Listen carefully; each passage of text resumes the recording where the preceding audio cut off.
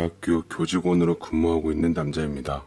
전처 사이에 딸 하나가 있는데 지금 아이를 두고 이혼 소송과 양육권 소송 중입니다. 저는 아직도 지난 일을 돌이켜보면 딸을 절대로 전처에게 줄 수가 없습니다. 그 여자의 부도덕하고 상식 없는 행동에 제가 당했고 이혼남이 되었으니까요. 뭐 그 덕에 지금 더 사랑하는 사람을 만나기는 했지만 제 딸한테 죄 짓는 아버지가 되는 건 참 마음이 아픈 일이었습니다. 제 전처와는 제가 근무하고 있는 학교에서 만나게 되었어요. 저는 교직원이었고 아내는 대학원생이었습니다. 아내는 타 대학교를 졸업하고 사회생활 텀을 좀 둔 뒤 디자인과 석사로 들어온 학생이었는데 수강 신청을 잘못해서 정정하고자 제게 찾아왔어요. 저는 간혹 이런 학생들이 많아서 아내가 요구한 대로 친절하게 바꿔주며 앞으로 어떻게 해야 하는지까지 잘 설명해 주었습니다.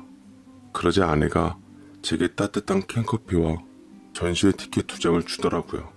회사에서 나온 건데 저 혼자 가기 좀 그래서요.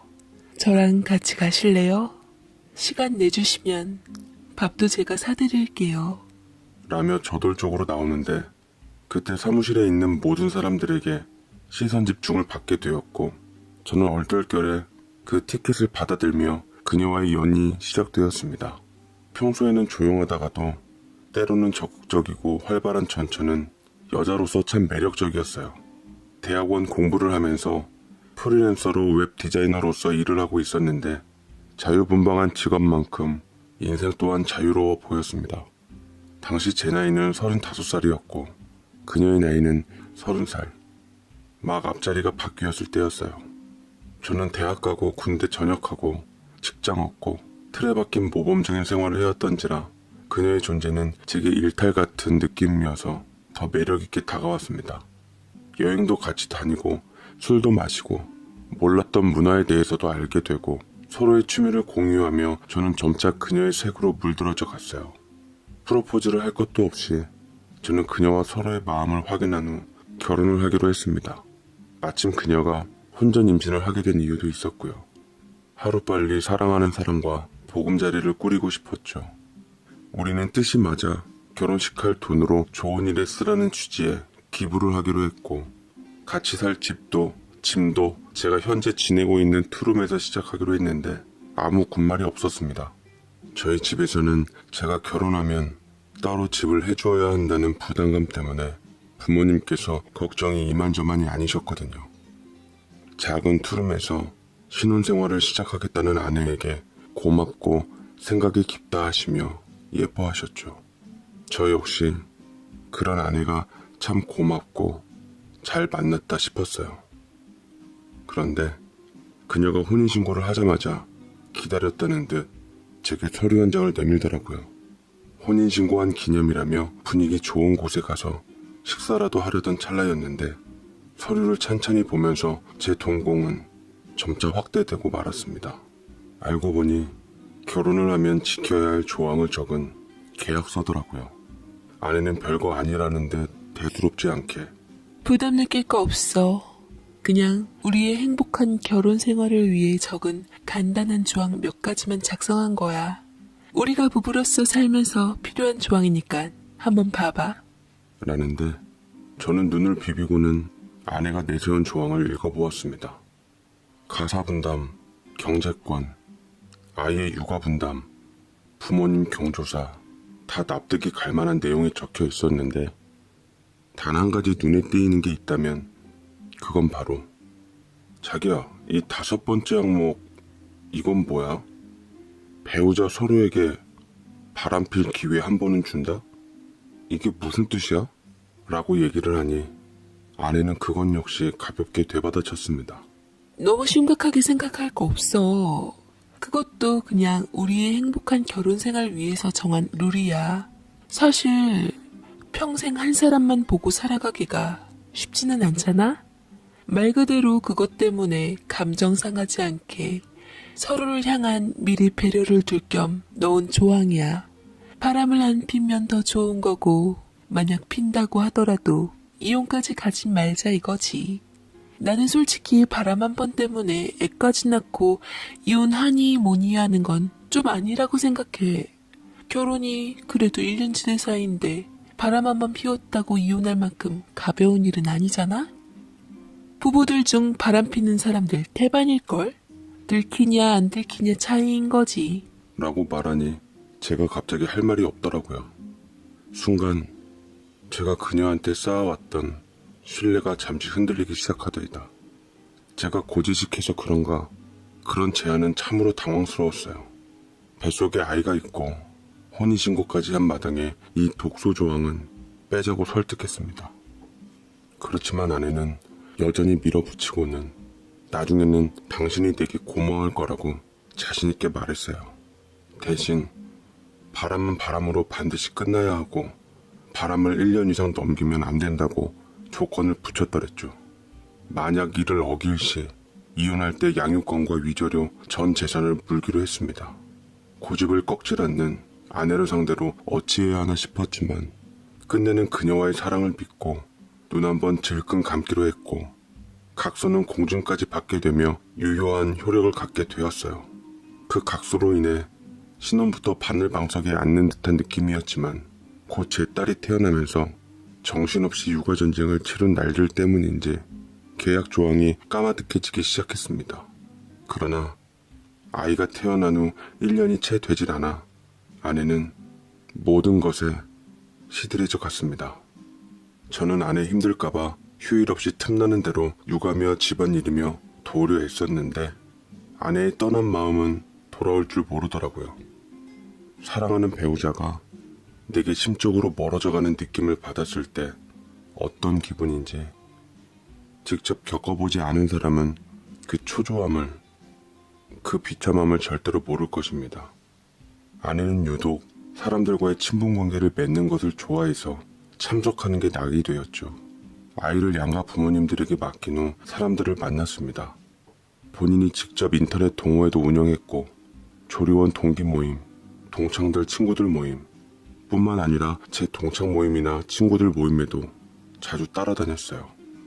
남자들끼리 모인 자리에도 스스럼 없이 나타나며 본인의 존재를 유감없이 알렸습니다. 어느 날에는 제 친구들끼리 급 만남이 있어서 술이나 한잔하러 잠깐 들렀는데 유일한 미혼 친구 한 명인 강현이가 주위를 두리번거리더라고요. 오늘은 소진이 안 나와? 저번에 내 연애 상담 잘해줘서 선물 하나 준비했는데 넌 어디서 그렇게 매력적인 여자를 만났냐? 아주 복이 텄어, 부러운 놈. 나 네 와이프 때문에 눈만 높아져서 아주 장가가기는 글렀다 정말. 라며 얘기를 했는데 강현이는 아버지 사업을 물려받아 가장 빵빵한 뒷배를 가진 녀석이었는데 그만큼 눈이 높아서 친구들 중 유일한 미혼이었습니다. 매번 제 아내가 얘기를 잘 들어줘서 곧잘 연애 상담을 하며 둘이 가까워졌는데 워낙 아내 성격이 털털하다 보니 별 개의치는 않았지만 가끔 선을 넘을 때가 있다 생각이 들었어요. 제 아내 역시 그 친구에 대해서 좋은 느낌을 얘기하며 친한 오빠 대하듯 대했는데 언젠가부터 그런 관계가 전 껄끄러워지기 시작했죠. 저는 의식적으로 강현이가 끼는 모임에는 일부러 아내에게 알리지 않았습니다. 자꾸만 그 녀석만 보면 아내가 내세운 그 멍멍이 같은 계약 조항이 생각나서 모임도 멀리하게 되더라고요. 허나 제 노력에도 불구하고 아내는 개인적으로 강현이와 연락하며 만남을 가졌고 점차 화장이 짙어지며 부쩍 외모에 신경 쓰는 모습을 보였더랬습니다. 집에 돌아오는 시간이 점차 늦어지며 외박하는 날도 일상다반사가 되더라고요. 그것 때문에 싸운 적이 한두 번이 아니었어요. 하지만 돌아오는 건 제게 촌스럽고 꽉 막혀있다는 말이었습니다. 부부싸움이 지속되니 아이를 두고 못할 짓 같고 저도 지치더라고요. 대학교 개강이 시작되자마자 많이 바빠졌고 아예 현실을 잊고자 일에 더 충실하게 되는 것도 있었어요. 그러던 중 저희 교직원에 새로운 직원이 입사하게 되었습니다. 그 사람도 제가 일하고 있는 대학교 석사를 받고 입사하게 된 사람이었는데 저랑 동갑내기 여자였습니다. 여성스러운 아내와는 다르게 선머슴같이 머리도 짧게 깎고 바지만 입고 다녀서 외모만 보면 남자인지 여자인지도 알 수가 없었습니다. 사람들은 그녀와 조금 친해진 후 회식 술자리에서 이런저런 말들을 붙기 시작하는데 영희 씨는 화장을 하고 다니던지 치마를 입고 다니던지 좀 꾸미고 다녀야지 그게 귀찮으면 머리라도 기르던지 그게 뭐야 남자처럼 짧게 깎아서는 뒷모습 보면 영락없는 남자지 어딜 봐서 여자야? 라는 짓궂은 말들에도 그녀는 바보처럼 웃기만 했습니다. 괜시리 그 여자를 보니까 답답하더라고요. 안에 갖다 쓰면 따박따박 대응하며 벌써 이겨먹었을 텐데 그러면 저런 놈들은 다신 우습게 보지도 않고 건드리지도 않았겠죠. 그런데 이 여자는 화도 안 나는지 아무 말도 안 한 채 있으니 동료들의 못된 말은 도를 넘기 시작했습니다. 스팀 받았던 저는 술 기운을 빌려 한마디 해주었죠. 그만 좀 해. 영희 씨가 가만히 있는다고 가만히로 보이냐? 자기 편한 스타일로 일하는 게 어디가 어때서? 여자는 반드시 머리 기르고 치마 입고 화장하란 법 있어? 사람 가만히 있는 게 화가 안 나서가 아니야. 참고 있는 거지. 영희 씨도 봐봐요. 사람들이 이렇게 못된 말하면 되받아치던지 신고를 해요. 그래야 영희 씨한테 아무도 함부로 못 대하는 거예요. 라고 밟아주니 정작 본인은 가만히 있는데 왜 저더러 나서냐고 다들 아우성인지라 시끄러워서 자리를 일어섰습니다. 짜증나고 불쾌하고 다 싫고 속상했어요. 그 여자가 제 뒤를 쫓아나오며 인사를 했습니다. 고맙습니다, 선생님. 자리가 불편해서 언제 어떻게 빠져나와야 할까 고민이었는데 덕분에 저도 뒤따라 나왔어요. 아까 일도 감사해요. 제 일에 대해서 걱정해 주셔서. 라며 제게 진심으로 고마워하는 듯 했는데 저는 다시 한번 가르치듯 퍼부어 주었습니다. 영희씨, 정신 똑바로 차리고 살아요. 입 뒀다 뭐예요? 요새는 저리 함부로 입 놀리다가는 큰일 나는데 영희씨가 제대로 처신해서 본보기를 보여줘야지.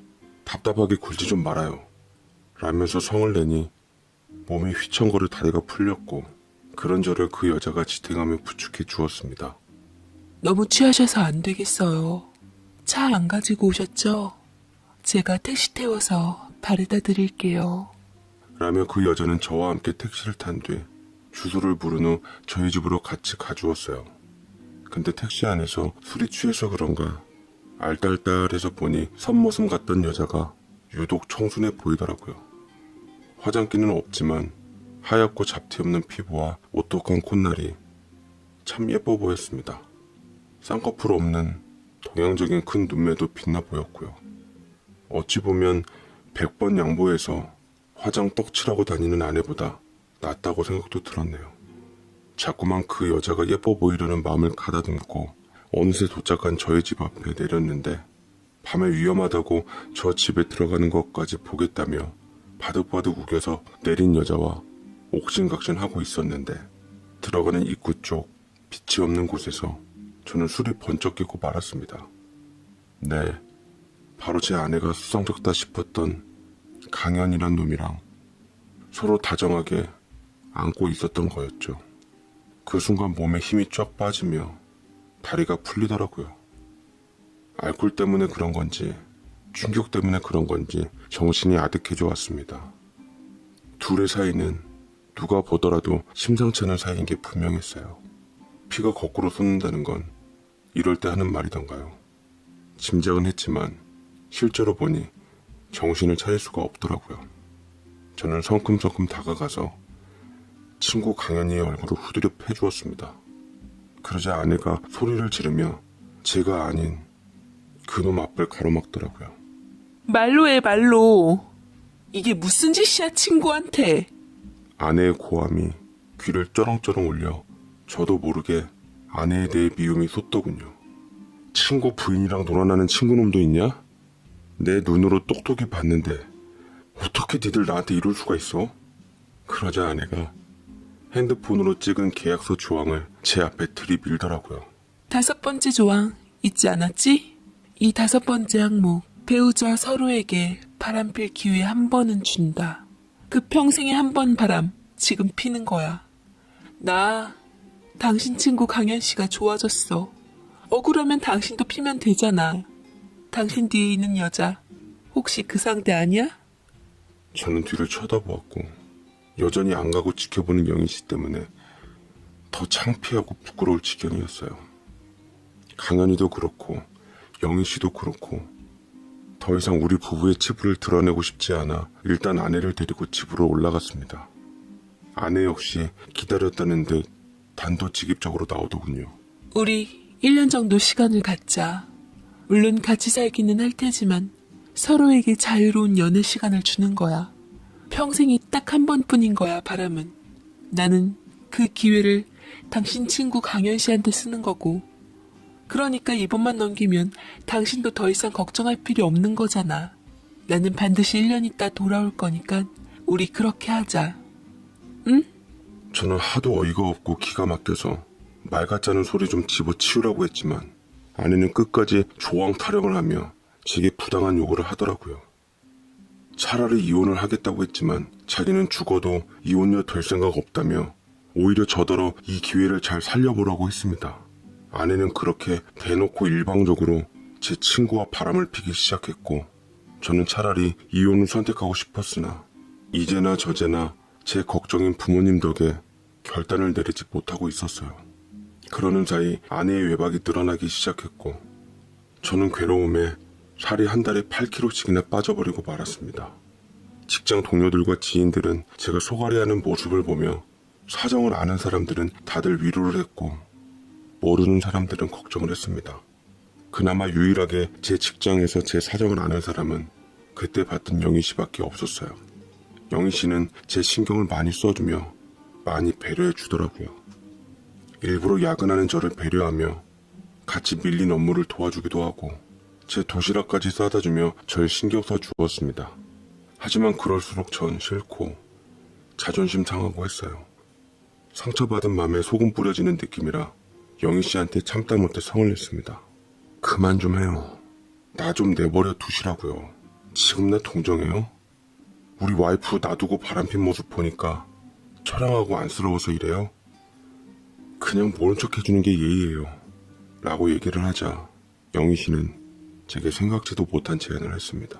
1년 동안 나랑 연애해요, 선생님. 뭐요? 제가 인성 쓰며 되묻자 영희 씨는 속에 담아왔던 것을 차근차근 풀어냈습니다. 1년간 배우자 서로에게 바람필 기회 한 번은 준다고 했다면서요. 부인께서도 현재 다른 남자가 있는 것 같으니까 선생님도 그냥 저랑 연애해요. 저 선생님 유부남이어서 말 못하고 있었지 사실 남자로서 호감 있었어요. 선생님이라면 저를 있는 그대로 받아들여 줄 수 있을 것 같아서요.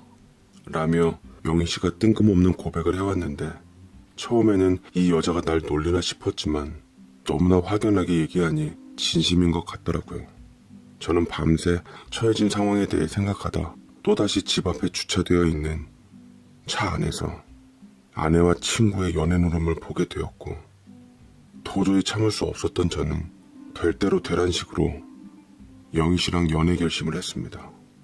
영희 씨는 제 얘기를 듣고 환하게 웃더라고요.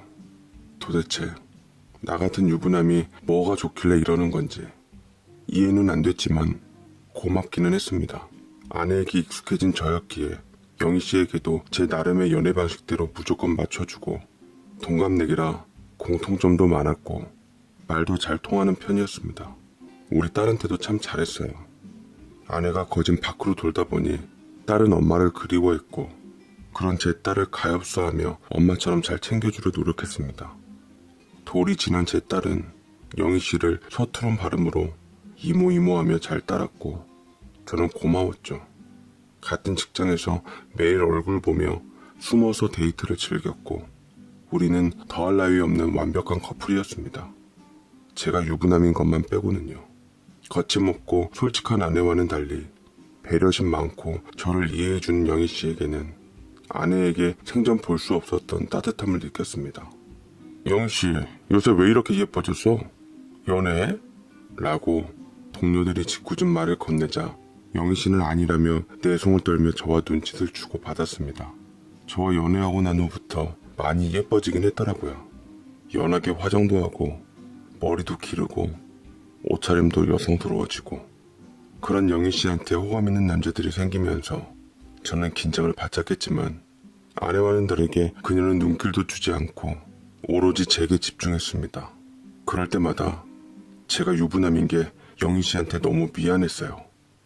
아내가 외박을 했을 때 저는 영희 씨를 집으로 데려왔고 설정을 해가면서 부부놀이를 했습니다. 여보, 자기야. 여보라는 말 참 좋다. 나 이제 자기라고 안 부르고 여보라고 부르고 싶어.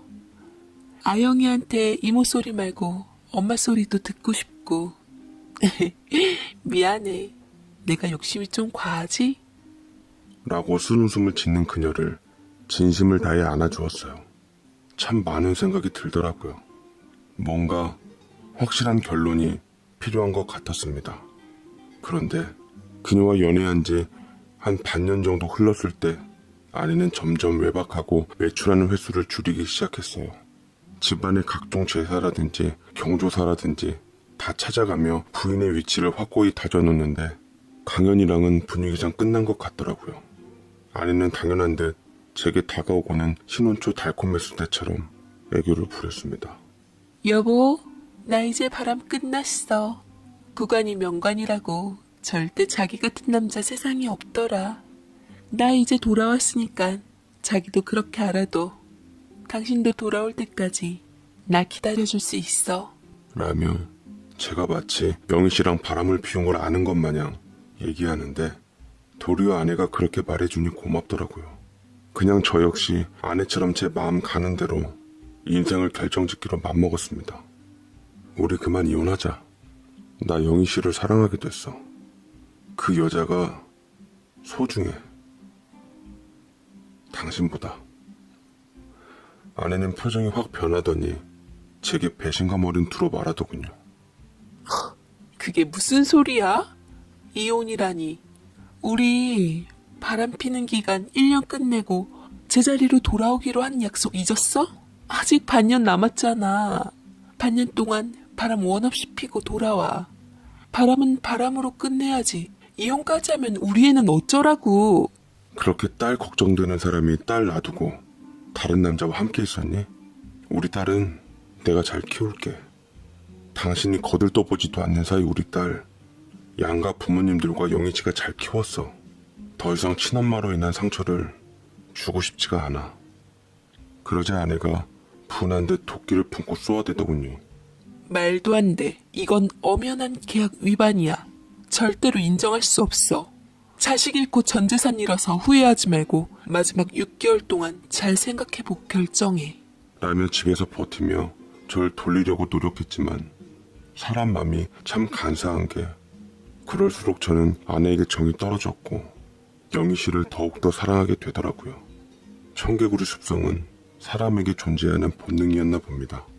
결국 6개월 후에도 아내는 제 마음을 돌리지 못했고 저는 이혼 서류를 밀어붙였습니다. 끝내는 합의 이혼이 성사되지 못하고 이혼 소송까지 가게 되었습니다. 아내는 증거 자료로 혼전 계약서를 제출했고 양육권과 양육비, 제 전 재산을 요구했습니다만 하늘이 절 도운 건지 결과는 전혀 다른 쪽으로 흘렀습니다. 부부 계약서는 부부 재산 약정을 근거로 작성한 혼전 계약서의 경우에만 법적 효력이 발생한다고 하더라고요.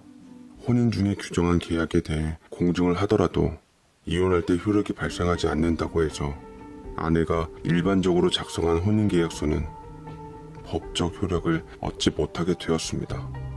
아내도 저도 어찌됐든 서로가 유책 배우자이니 아이에게 부모로서 볼낯이 없었어요.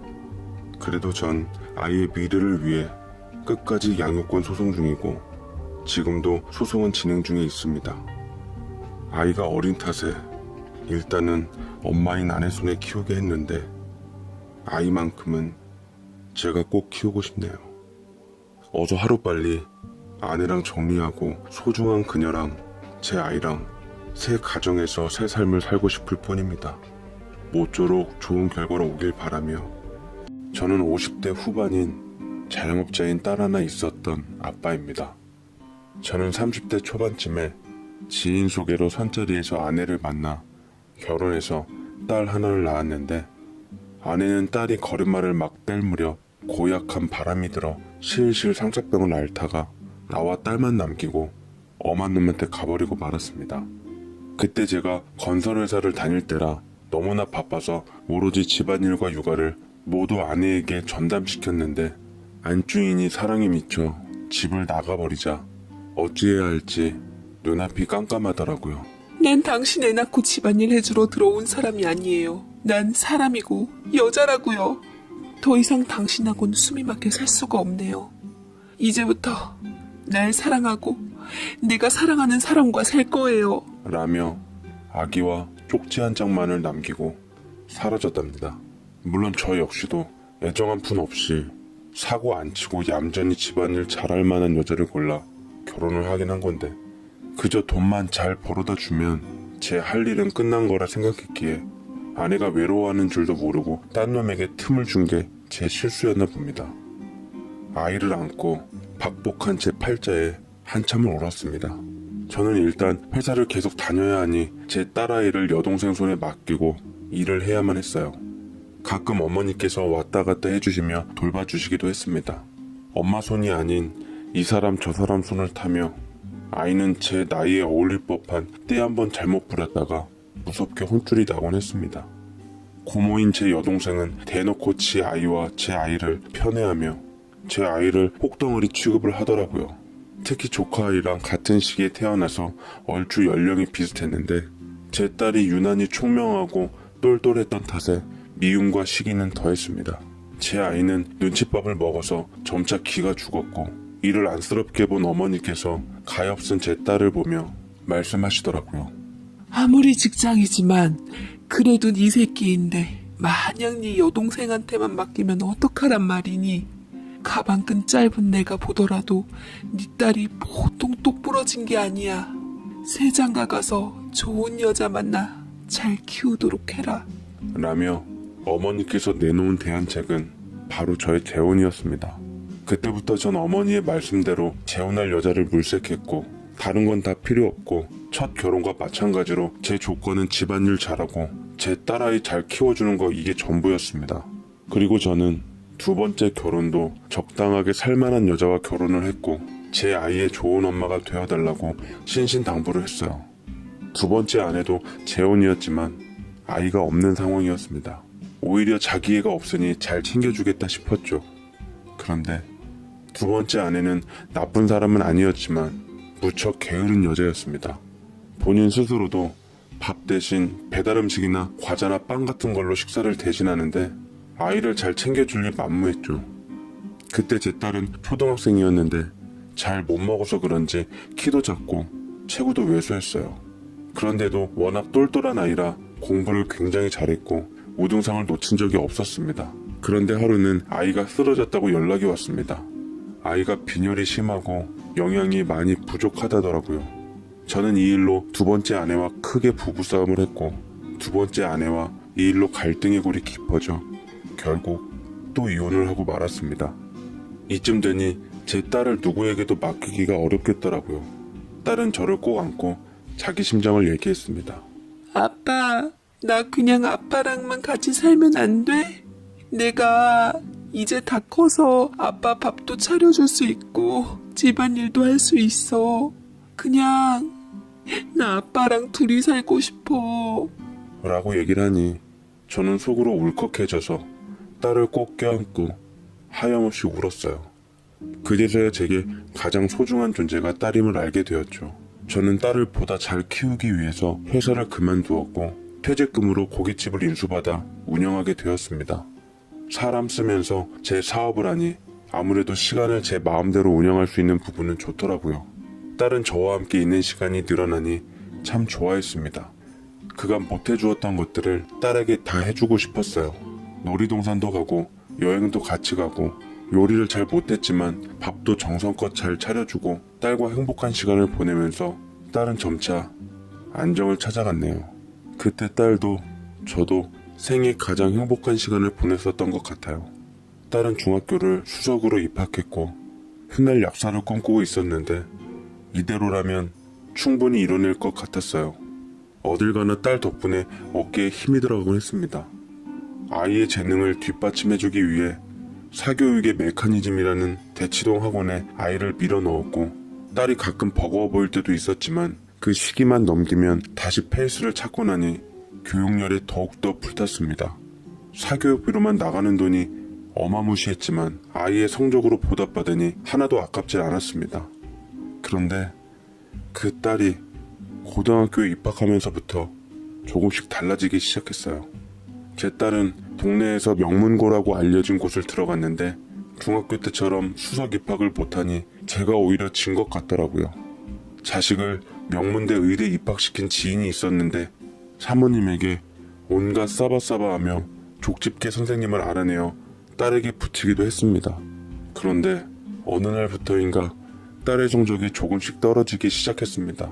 심지어 1학년 겨울방학을 앞둔 기말고사 때는 전교 50등 밖으로 밀려나기도 했어요. 정작 딸은 상관없어 하는데 제가 더 미치겠더라고요. 딸을 채찍질하며 공부를 시키는데 집착했고 들이는 돈을 더 쏟으며 사교육에 힘썼습니다. 그런데도 졸고 있는 딸이 미워 보여서 얼음 넣은 찬물 세례를 끼얹기도 했죠. 공부해. 공부 좀 하라고. 열심히 공부해서 약대 가야 할 거 아니야. 너한테 들이는 돈이 대체 얼마인 줄 알아? 아빠가 들인 노력은 얼만데 그 성적 받고 잠이 와? 경쟁에서 이겨야 된다고. 그래야 네가 원하는 삶을 살 수가 있어. 아빠, 제발. 나 너무 힘들어. 졸리고 피곤하고. 이럴 거면 나 그냥 약대 안 갈래. 대학도 가기 싫어. 다 그냥 싫다고. 너 왜 그래? 아빠 실망시킬 거야? 그런 말 할 거면 당장 집에서 나가. 너 같은 딸 나도 싫으니까. 딸은 울면서 약한 소리를 했지만 끝내는 제가 원하는 대로 펜을 다시 들더라고요. 허나 노력이 합심에도 불구하고 딸의 성적은 쉽게 회복될 기미가 안 보였고 어느 날 담임 선생님께 연락이 왔습니다. 수정이가 요새 슬럼프에 빠진 것 같아요. 늘 단정하고 모범생인 아이였는데 요새 안 좋은 아이들이랑 어울려 다니기도 하고 가정 내에서 신경을 많이 써주셔야 할 것 같습니다. 라고 하시는데 걱정이 들은 저는 학교로 직접 찾아가 선생님과 면담을 했고 제 딸아이와 어울리고 있다던 친구들도 직접 확인했습니다. 딱 봐도 복장부터 불량인 게 딸의 분위기와는 거리가 멀더라고요. 왜 제 딸이 저런 친구들과 어울려 다니는지도 모르겠고 노심초사하기도 했고 한편으론 괘씸하기도 했습니다. 저는 날 잡아 주말에 딸이 독서실을 간다길래 몰래 미행을 해보았네요. 그런데 아이가 지하철 화장실에 들어가더니 아가씨나 입을 법한 스커트 차림의 복장을 하고 하이힐을 신은 채 나오는 게 아니겠어요? 게다가 화장까지 하고 커다란 링 귀걸이를 하고 나오는데 정말 심장이 멎을 뻔했습니다. 그리고 머지않아 딸이 활짝 웃으며 어느 남자의 팔짱을 꼈는데 언뜻 보이는 외모로는 딸 또래 같더라고요. 미쳤다 싶었습니다. 이 중요한 시기에 이성교제라니. 저는 딸에 대한 믿음이 무너져 내리는 것 같았고 반 미쳐가는 심정으로 계속 쫓았지만 지하철에 사람들이 갑자기 몰리는 바람에 놓쳐버리고 말았습니다. 더할 나위 없는 분노감에 참을 수가 없었어요. 네, 그때는 전혀 알지 못했습니다. 대체 어디서부터 잘못된 거였을까? 내 딴엔 딸에게 신경 써준다고 했는데 어디가 부족했기에 모범생인 딸이 저렇게 삐뚤게 나간 건지 회의가 들더라고요. 저는 집에 돌아와서 딸의 방을 샅샅이 뒤졌고 안쪽 서랍이 잠겨져 있는 것을 발견했습니다. 한치의 망설임 없이 서랍을 망치로 부숴버렸고 그 안에서 딸의 연애 증거들을 찾아내니 손발이 부들부들 떨렸어요. 데자뷰더군요. 이건 예전에 딸아이 엄마가 다른 남자에게 가버린 걸 알게 돼버린 배신감이었습니다. 아니, 전 딸을 진심으로 사랑했으니 그 이상의 충격이었죠.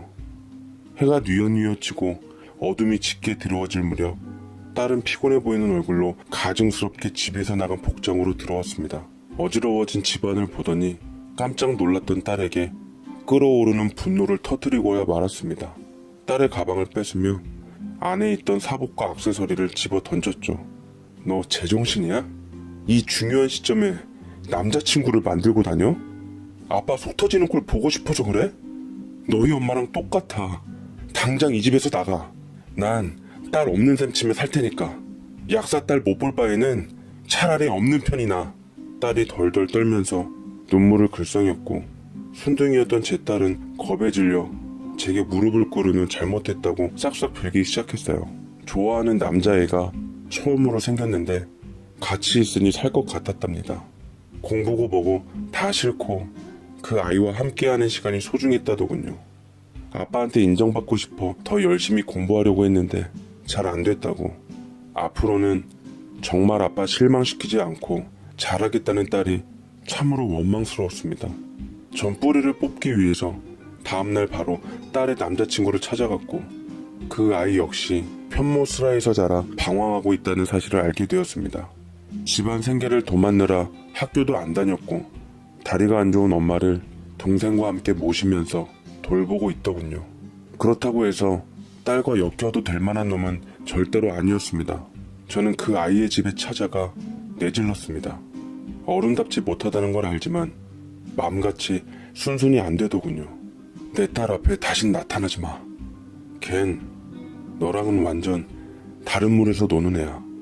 대학도 가야 하고 미래가 창창한 애를 망치는 꼴은 절대 못 본다. 이 돈 받고 다신 우리 딸 근처에는 얼씬도 하지 마. 아줌마도 아들 교육 똑바로 시키세요. 라며 그 녀석 어머니께도 일러두고 나왔습니다.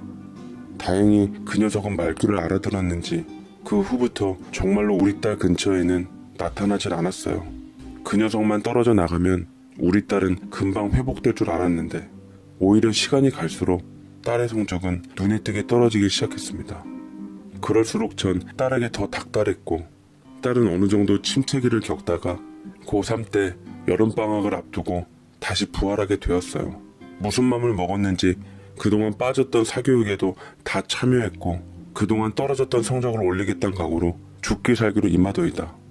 재능 있는 아이가 노력까지 더하니 성적은 다시 고공행진을 했고 만족스러운 수능 점수까지 이어지며 마침내 꿈에 그리던 명문대 약대에 합격하게 되었어요. 부모로서 자식이 목표한 바를 이루니 자랑스럽고 사랑스럽고 든든하더라고요. 저는 친척들에게 전화를 돌려 제 딸아이 소식을 알렸고 특히나 어릴 적 제 딸을 차별했던 여동생에게는 필히 알렸습니다. 조카애는 지방 어디대를 갔다며 부러워하더라고요. 저는 딸을 얼싸안으며 그동안 너무나 수고했고 고생 많았다고 앞으로 네 세상이라며 명품 인생을 살아보라고 했습니다. 그렇지만 의외로 딸은 기뻐하질 않더라고요. 씁쓸하게 웃으며 제 웃음을 곱지 않은 시선으로 흘겨보며 말을 건네더군요. 아빠, 내가 약대 가서 행복해? 그럼 우리 딸이 목표를 이뤘는데 당연히 행복하지. 이제 약사 된 다음 좋은 놈 만나서 시집 잘 가서 예쁘게 살면 아빠는 여한이 없어. 장하다 우리 딸. 라고 다독여 주었지만 딸은 실감이 잘 안 나는지 무덤덤하게 있었습니다. 딸은 약대에 입학했고 이제는 예쁘게 실컷 꾸며도 된다고 남들에게 꿀리지 않는 대학생활 하라며 용돈도 넉넉히 주었어요. 대중교통 힘들어할 것 같아 운전면허 딴 김에 작은 경차도 한 대 뽑아주었습니다. 그렇게 아무 문제 없을 줄만 알았던 제 딸이었는데 그런데 진정한 큰 문제가 생기고 말았습니다.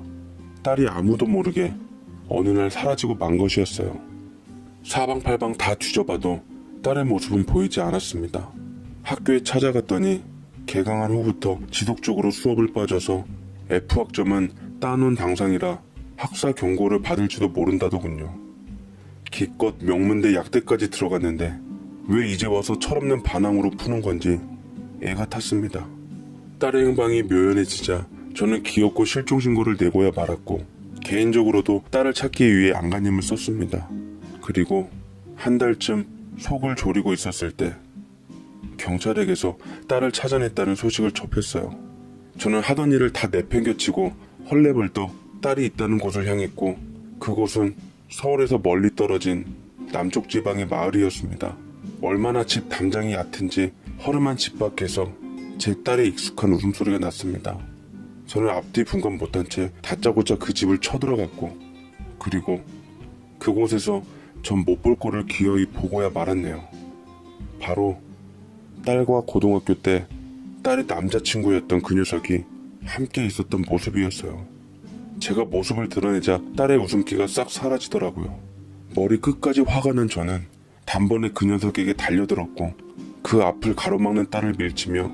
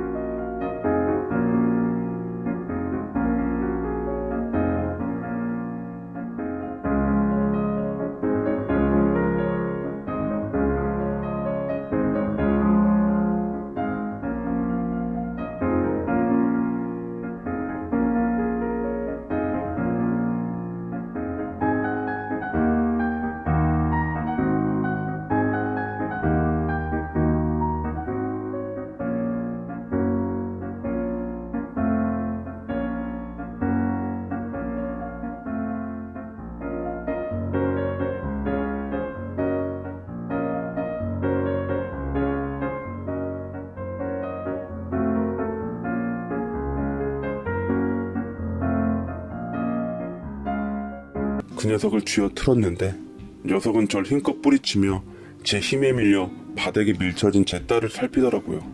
괜찮아? 어디 다친 데는 없어?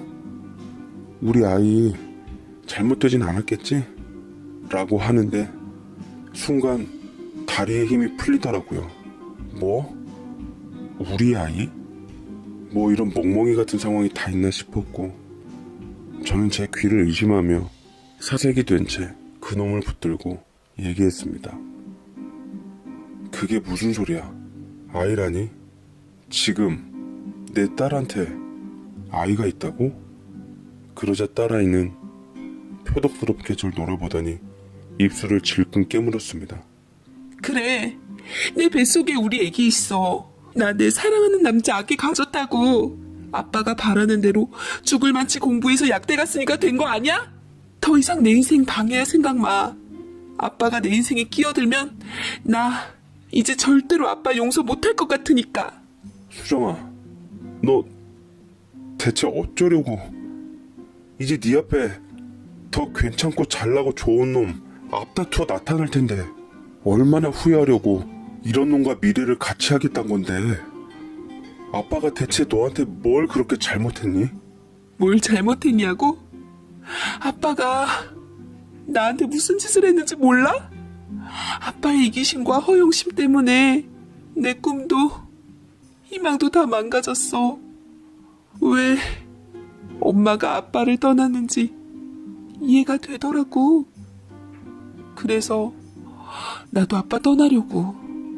제발 아빠 없는 세상에서 살고 싶어. 그동안 너무 힘들었거든. 미안해 아빠. 내가 아빠한테 어떤 존재인지 알고 아빠가 나한테 어떤 희생을 치렀는지 알기 때문에 그래서 더 미안해. 아빠도 딸 없는 셈 치고 좋은 사람 만나서 이제 아빠 인생 살아요.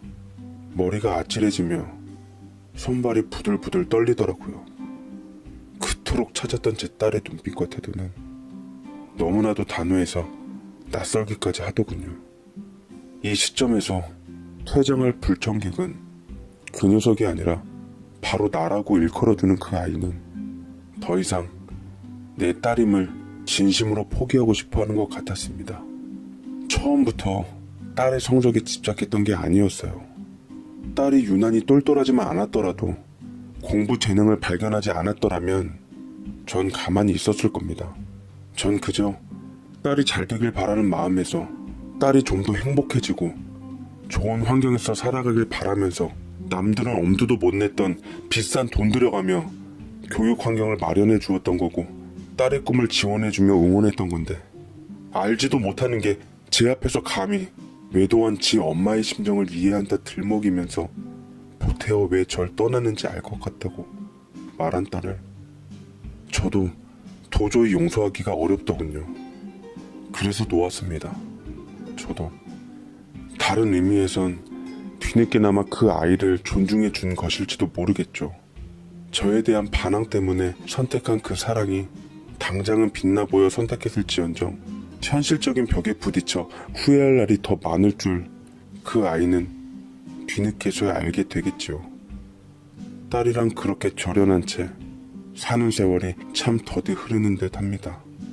사계절이 변하는데도 피부에 잘 와닿질 않네요. 내 어여뻤던 딸도 부디 제 마음과 같길 바라며 사연을 몇 자 적어